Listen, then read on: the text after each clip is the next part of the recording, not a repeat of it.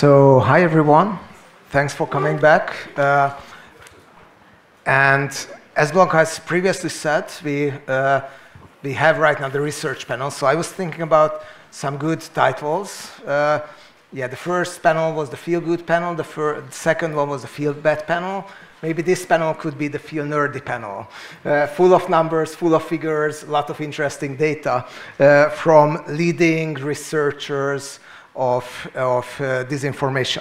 So I would like to introduce first the panel. The title is Truth, Relativism, Media Consumption, Conspiracy Beliefs in Central Eastern Europe.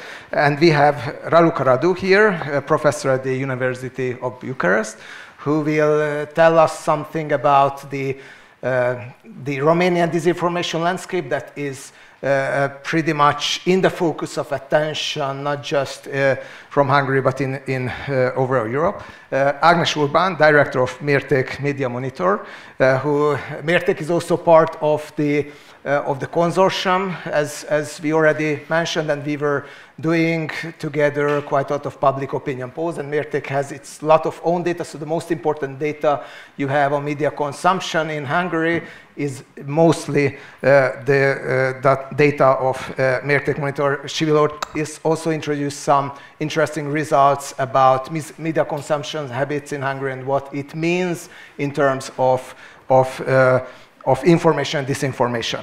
And last but least, we have Csaba Molnár,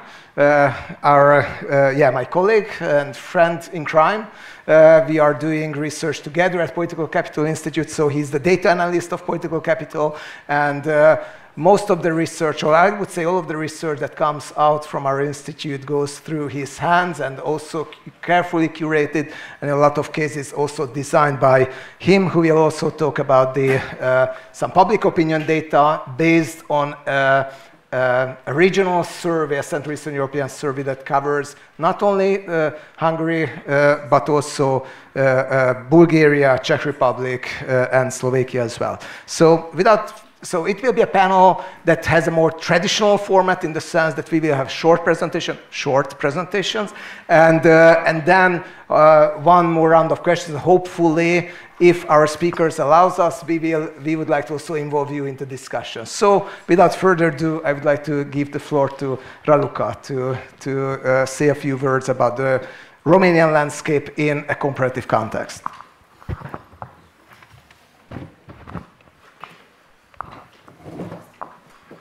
Thank you.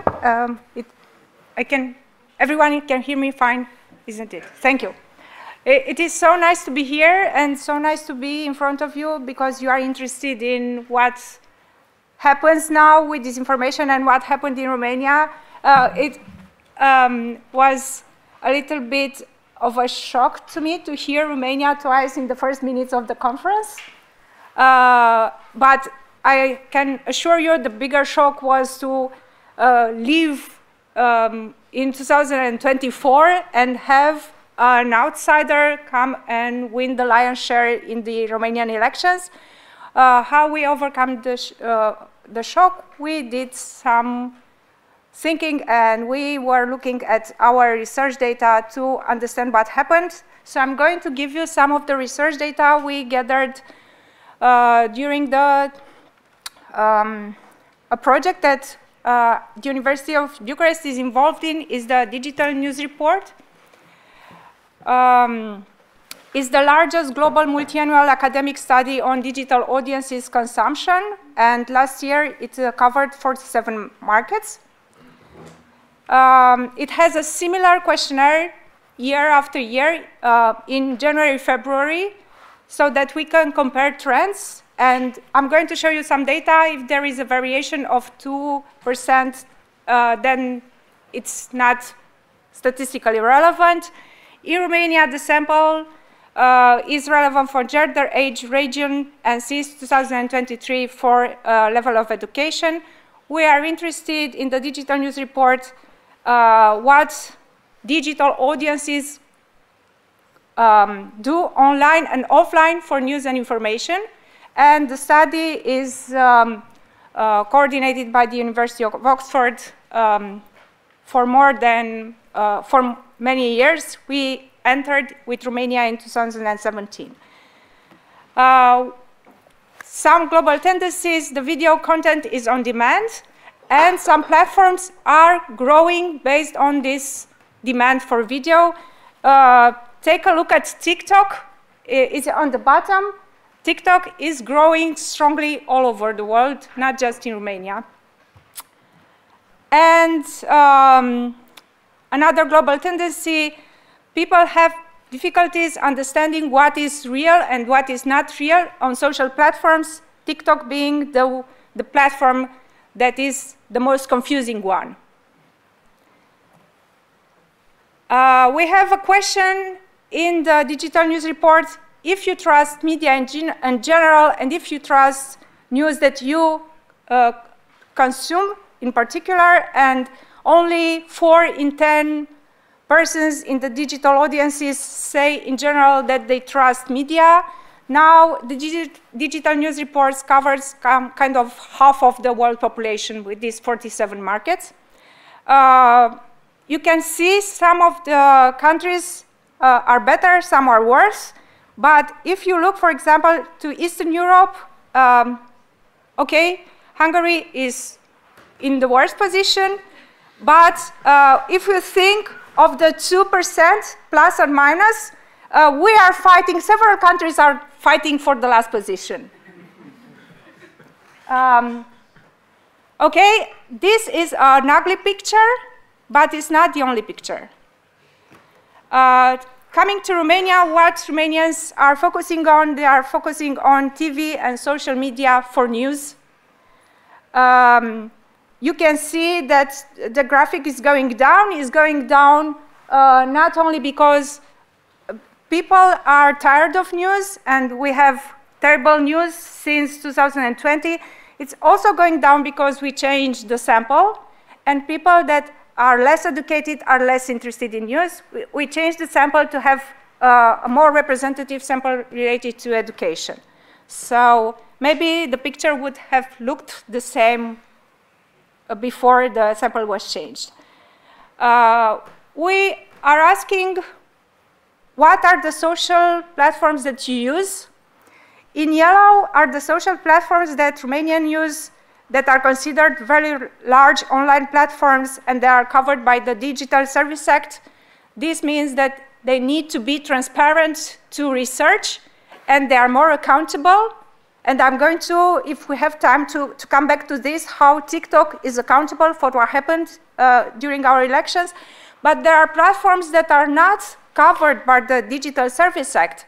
And in fact, many people use it to spread information and to spread disinformation. In Romania, more than half of the digital population last year said that they use for any purpose WhatsApp and Facebook Messenger, and this is not open to research. And this is happening in many countries, not just in Romania. I told you that trust in news is not great, and the general saying is that trust in news is declining everywhere. In fact, what the digital news reports show us in every country is that trust in news is fluctuating. And in most countries, in the digital news report, trust in news was going up during the COVID crisis because many governments were not attacking journalists and many politicians were not attacking journalists, and if journalists are attacked by politicians or by governments, trust in journalism is going down. If they are trying to overcome a crisis, like a sanitary crisis, trust in news can go up. So it's fluctuating, and it depends on internal factors and external factors. Now, trust in news in Romania is going down. Because we have a good sample related to education, I can show you with data that education is affecting trust in news and main sources of news used in Romania. The people that have low trust and low interest in news are the people with lower education. It's the violet line. And the people that use social media the most to get to news and to get to opinion are the people with lower education. But you can see that education is not the only factor. we have people with higher education that have low trust in media and low interest for news. One of the questions, of the interesting questions in the digital news report is, who do you follow on social platforms? Who do you use to get news and information? And for Facebook users, they are following ordinary people and mainstream journalists. And for TikTok users, they are following ordinary people. This, I'm following ordinary people, is one of the answers of what happened during the electoral process in Romania. Because Călin Georgescu demanded got 2.5 million votes in kind of 2 weeks, used micro-influencers that were paid up, the lowest payment was 10 euros, to say something that he delivered or his staff delivered, and to fool the algorithms. This is why you use micro-influencers. And there were people that were putting on makeup or putting, ironing and saying what they think about elections. And then you would have trolls or other people commenting, okay, this is what you think about the elections, I'm going to vote for Călin Georgescu. And there was no negative coverage on social media about him because nobody kind of thought of him to be a real opponent. And this is one of the reasons he grew so fast, and this is one of the reasons he was voted. Because of this obsession for what the ordinary person is saying. Because all other people have some agenda, but the ordinary person does not have an agenda. Of course, nobody was thinking that 10 euros can buy an ordinary person. This data explain the success of the social media campaign of Călin Georgescu, in part. And if we have time, I'm going to come back here and show you some more about his campaign.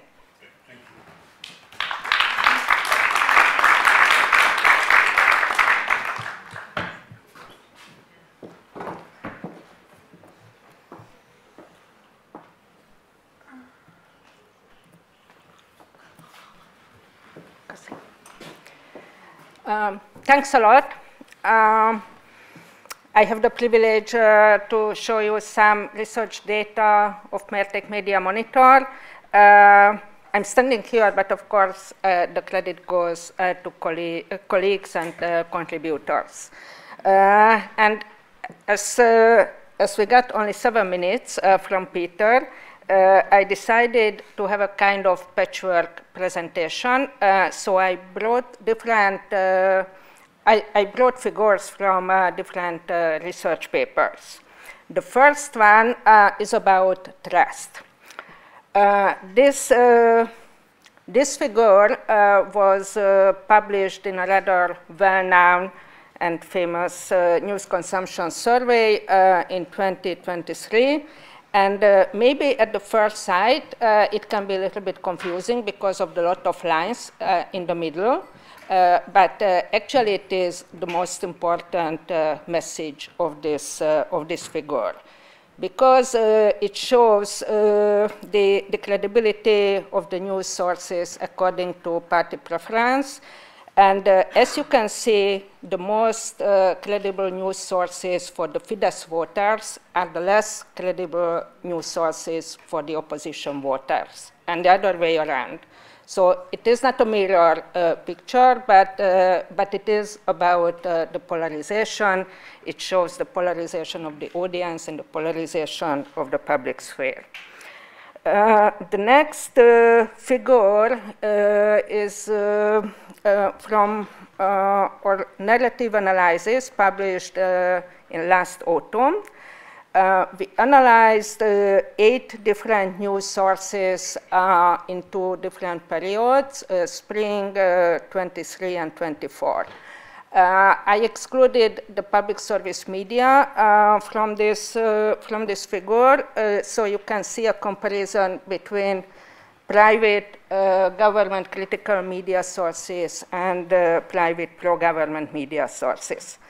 On the one hand, it is very interesting and maybe not very surprising that there are a lot of narratives, especially in the pro-government media, and these narratives are only those narratives which are presented by the official government communication.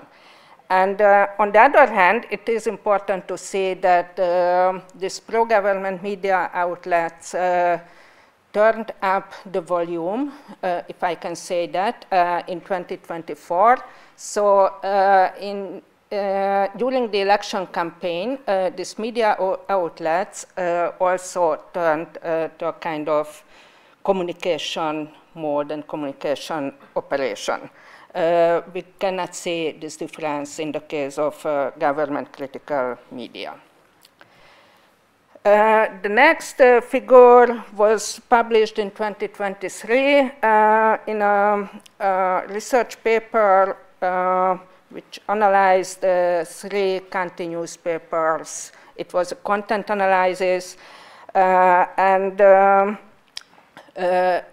it is not very surprising, and it is rather well known that they are centralized newspapers. So the editorial work and the newsrooms are centralized.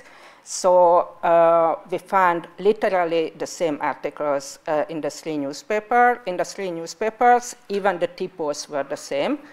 But which was somehow surprising even for us, that the high majority of the articles were practically anonymous articles. Only 1.3% of the articles had identified author, which is rather surprising in a daily newspaper. The next one is a spoiler. We will publish this report about in 2 weeks, and it is based on a large language model.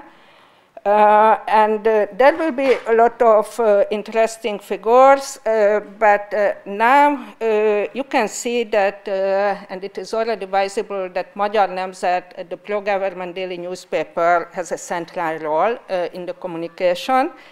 And it is also interesting that Magyar Nemzet and also Mandiner mention the independent Telex news portal quite a lot.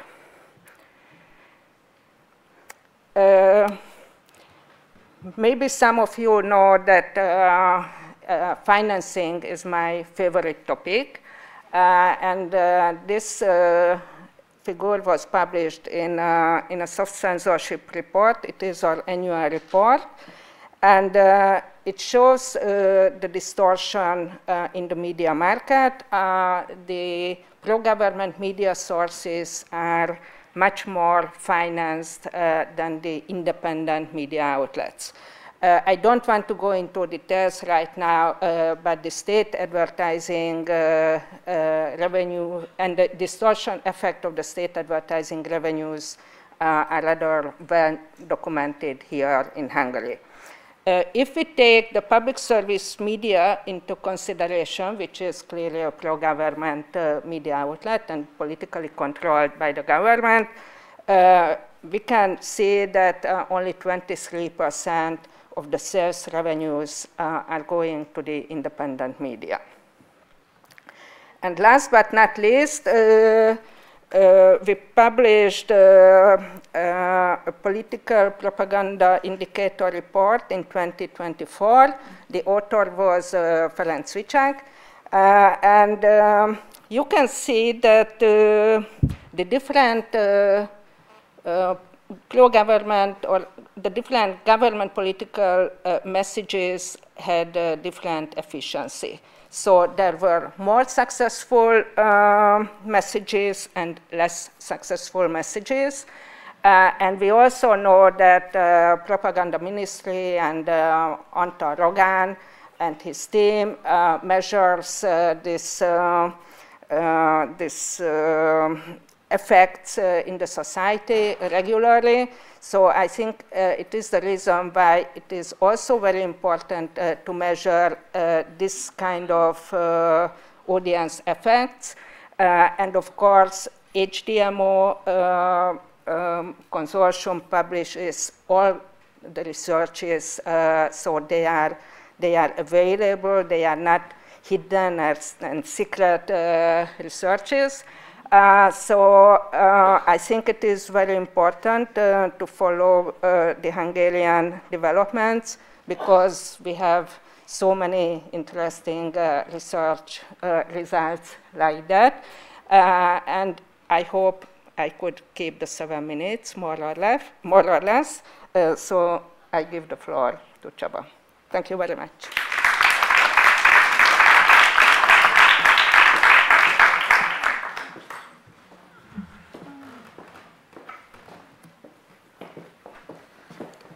Thank you. Okay, so in the next couple of minutes, I will present you a few results of our public opinion survey, which, among other topics, focused on conspiracy beliefs, disinformation narratives, and factual relativism. A special feature of this survey was that it was not just conducted in Hungary, but in 3 other countries as well, namely the Czech Republic, Slovakia, and Bulgaria. And to achieve this, we cooperated with 2 other hubs, the Central European hub CEDMO and the Bulgarian-Romanian hub BROAD. Moreover, we put together the questionnaire together with CEDMO, and the fieldwork took place just before the EP election last year, between May and early June 2024. So let's start with conspiracy theories and disinformation beliefs. To measure belief in conspiracies, we asked general questions focusing on conspiracy mentality as well as very specific conspiracy theories. While disinformation narratives, we asked only those which were checked by fact checkers. So in the next slide, I put 4 of these items, and the figures represent the distribution of answers we get from these 4 countries. On the agreement-disagreement scale, the blue bars represent the percentage of those who agrees with these statements. Here we aggregated the answers totally agree and tend to agree, while the orange bars represent the percentage of those who disagreed with these statements. Again, also aggregated numbers you can see. And in the middle, the gray bars, they represent those who neither agreed nor disagreed. We can conclude that their position was a neutral one. And what do the results show to us? It is clearly visible that among the Hungarian society, there is a very strong, very huge susceptibility to both disinformation and conspiracy theories. While in Slovakia, in Czechia, the society is more immune to disinformation, and it's quite interesting then that we observe similar numbers in both countries. And regarding Bulgaria, the Bulgarian society stands somewhere in between the Czechs and Slovaks and Hungary, probably leaning a bit closer towards Hungary. We also analyzed whether there is a connection between conspiracy theories and disinformation narratives, and we found that there is a strong statistically founded correlation, positive correlation between the two. This means that if one tends to believe the one, they also tend to believe or agree with the other.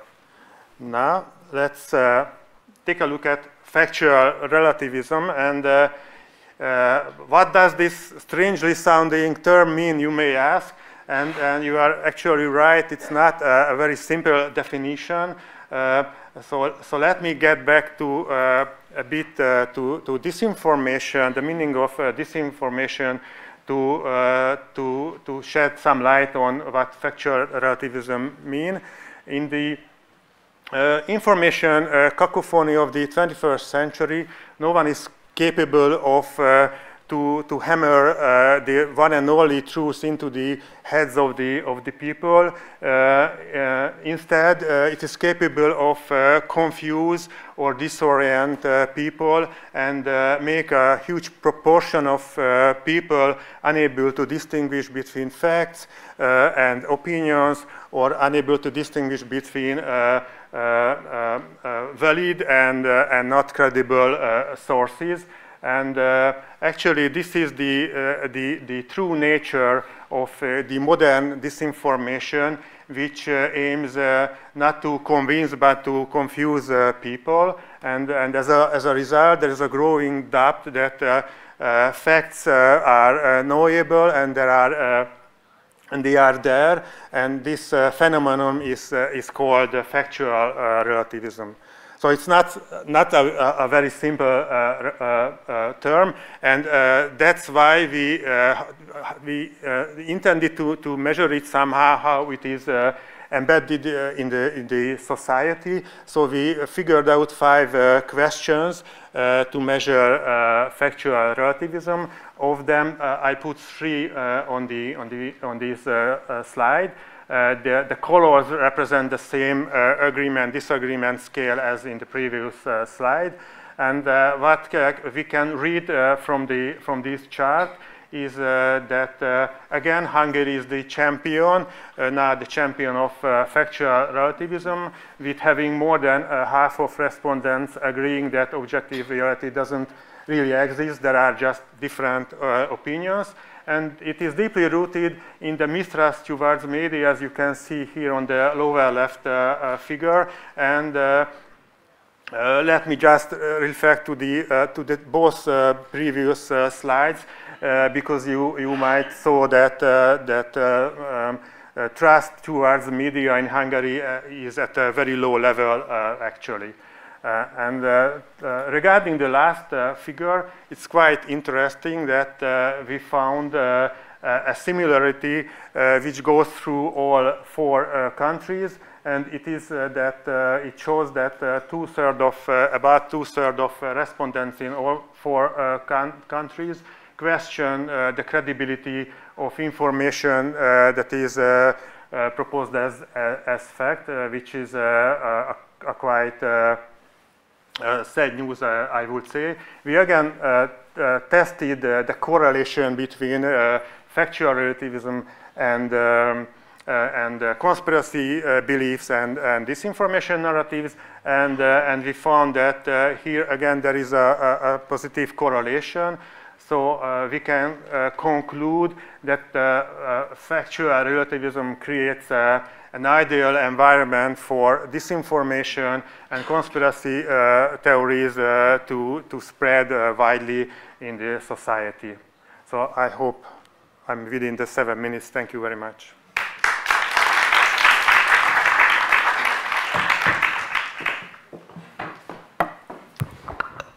Thanks for all of you for the very informative and condensed introduction to the data. So I would have one very short follow-up question to each of you. So Raluca, I would like to ask you that how much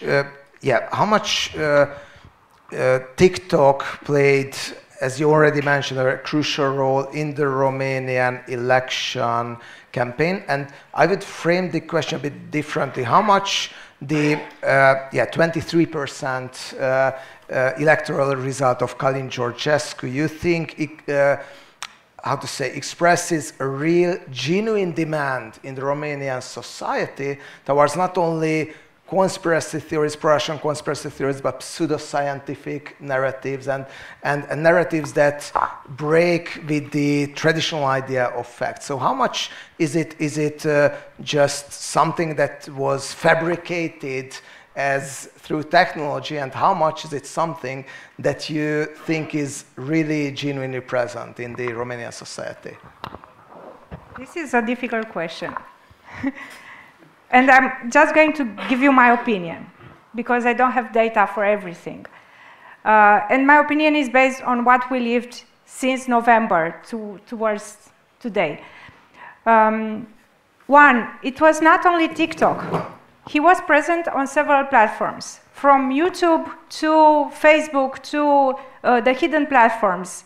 But just one day before elections, the National Electoral Authority asked for the content to be deleted for the platforms because he was not putting a number that would indicate that that was electoral propaganda. Everybody that is doing campaigns, electoral campaigns, have to have a number so that people understand that it's advertising, electoral advertising, or whatever, propaganda, whatever you want to call it. The only platform that did not comply with the request was TikTok. And this is why, after he emerged as the one that got the most of the votes, when journalists tried to find out who he was and what he did, they found only TikTok content because all other content was deleted. TikTok was pressured to collaborate with the authorities, and it is pressured to collaborate because the EU is now opening an official investigation. And this is how we know that, for example, one entrepreneur in Romania paid 1 million euros for macro-influencers and micro-influencers, going from like tens of thousands of euros for one account to 10 euros for another account. And there are a lot of accounts that help him. But there were some other instruments that help him. And we know that because everybody was interested to understand what happened. One thing was mainstream media knew about him, but they did not cover him because he had a dangerous discourse. Everybody knew he was neo-Nazi in the mainstream media. And you are not covering this kind of discourse because it's, I mean, of course they were covering the subject in general for many years, and he in particular for many years, but not deeply covering him, not to open him a platform. And this would have worked before 2024. This is not working now, on the one hand. On the other hand, people that know how to code proved, there were two separate teams that proved that TikTok can have algorithms manipulated so that you have one candidate that does not exist reach 1 million people in 2 hours. They invented a candidate and they put it online and manipulated the code using codes that are already online. And of course, this type of pressure can make large platforms curate what they can curate. I mean, this type of pressure makes both governments and EU and platforms understand what can go wrong.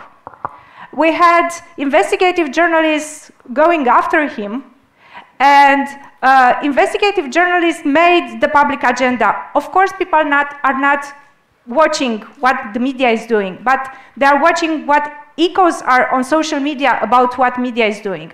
And a lot of people understood what the bigger picture is about Călin Georgescu, because on social media, if you are following a person, you are not going to see everything. You are going to see bits and pieces. And now we understand he has a paramilitary group that supports him, that he has Russia. I mean, there are cyber activists that prove that some of the support is coming from Russia, and Russia supports him, that he has a very dangerous discourse, and that he is spreading conspiracy theories. And some of the people that vote for him said, okay, you did not understand, he's using metaphors. We are not smart enough to understand that he's using metaphors. This is not disinformation. He's using metaphors.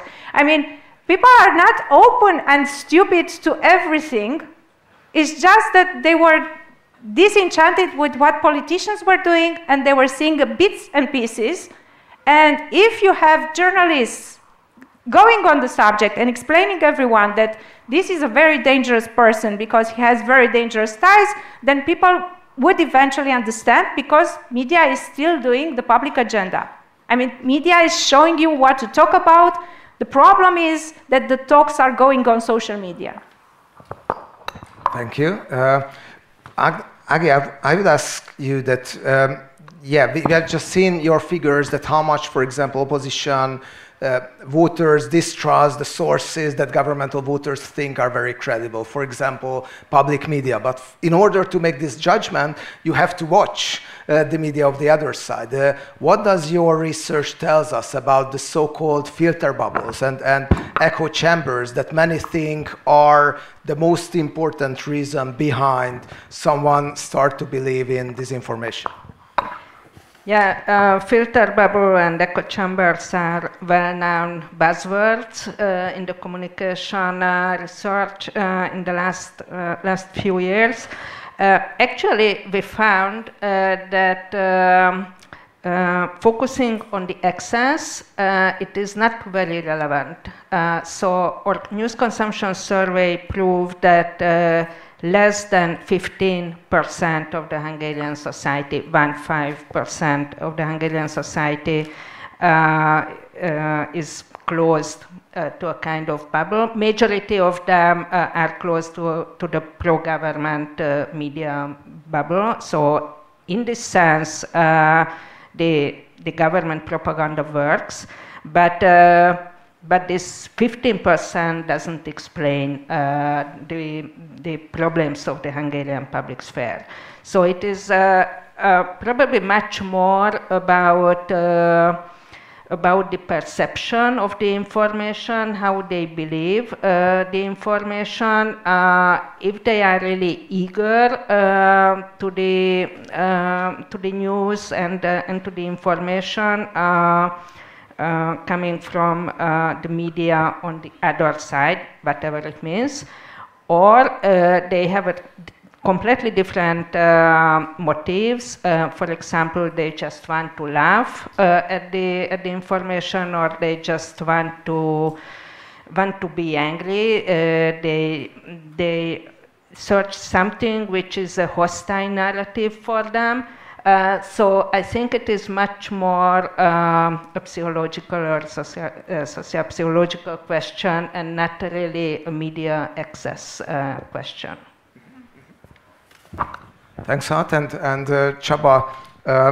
So thanks for talking about the general data regarding these countries. Can you elaborate a bit more on how much youngsters are receptive to disinformation? I think we have an audience where students are also present, and it's mentioned many times in the news and also in analysis that youngsters are particularly vulnerable to disinformation. For example, because they are consuming more the content on the social media platforms that are regarded to be less credible. So are youngsters more or less vulnerable to disinformation? Thank you for the question. Actually, I recently finished the research on the vulnerability of young people to disinformation by collecting and analyzing publicly available survey data from the past 2 or 3 years. And I found that data shows that, to start with their exposure, the data shows that they are becoming more and more interested in politics. They spend more time by consuming political news or other social social issues. So these are results from Hungary dominantly, right? Hungary, yes, definitely. Only Hungary. So it's what I will say now. It's about the Hungarian young generations, but presumably some of it may be valid for other countries as well. Yes, and so they consume more news about politics and social issues, which makes them more vulnerable or exposed to political disinformation. And furthermore, the younger they are, the more they rely on social media when they get information about politics and social issues. And these platforms are, what we know from other research, that where the disinformation or manipulative information spread the most or the easiest way. And as the recent tendencies shows that the tech giants, or at least some of them, recently tend to be less committed to tackle disinformation, which another huge problem, I would say. So yeah, we can conclude that they are quite vulnerable to disinformation. Yeah, thank you. I'm afraid we won't have time for questions now, but stay with us and you can attack our speakers during the break. You can find, I think, the presentations. We will upload them on the hdmo.eu website. And also, I think we can upload Raluca's presentation also if she allows us. So let me ask a big applause for our speakers.